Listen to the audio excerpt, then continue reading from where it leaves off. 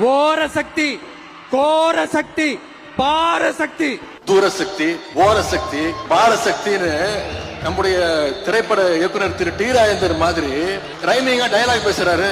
திமுகவுக்கு வயசு 75, பவள விழா ஆண்டு தாண்டி போயிட்டு இருக்கிறோம். திமுக நாங்க பார்க்காத வெற்றியும் கிடையாது, நாங்க பார்க்காத தோல்வியும் கிடையாது.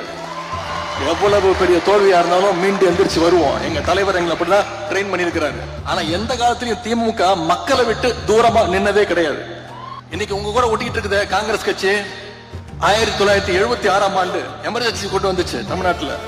அப்ப தமிழ்நாட்டுல திமுக ஆட்சி, கலைஞர் தான் முதலமைச்சர். அப்போ எங்க ஆட்சியே போனாலும் பரவாயில்ல, எமர்ஜென்சியை எதிர்ப்போன்னு மக்கள் கூட நின்ன கழகம் திராவிட முன்னேற்ற கழகம்.